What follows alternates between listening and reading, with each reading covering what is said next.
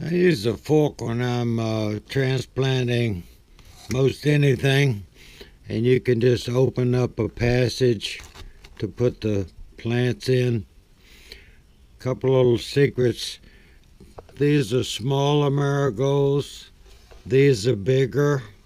If you took that little small one and put it in the middle or on an end next to another tray, as these got bigger, that one would get shaded and not grow like you want it to grow. Another thing, these have been in the pot way too long. That's the size of the pot that I was using. I knocked them out of there. And the problem is, that's a very good root. Getting you some contrast. Now see how it started putting roots out to the side? And you have long roots.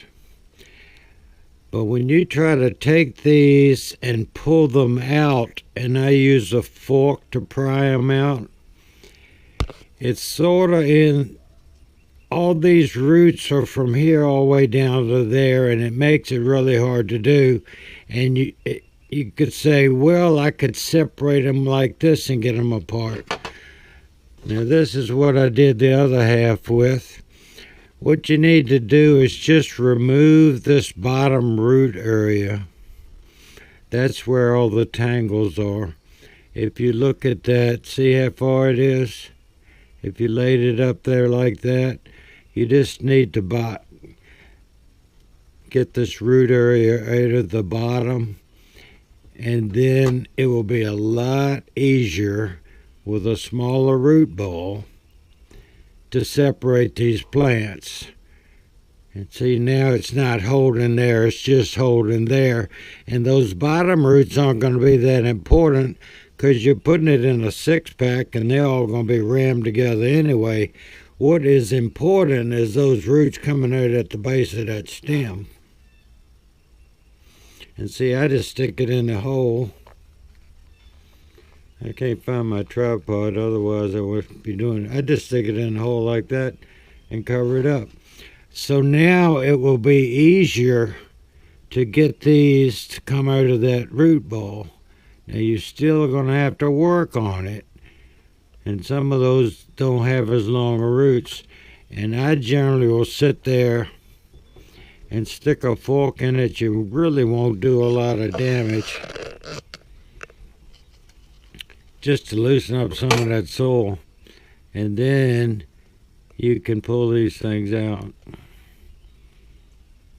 rather than tearing them off. And this way you can end up, I try not to hold them by the stem, but it's better than breaking off a leaf. And if you hold them by the seed leaves, they're the little round leaves without any pattern on them. That way they're going to fall off anyway, as I've said many times. But see, that's a little bit of, you can feel the tension there. And I still got almost all that root out.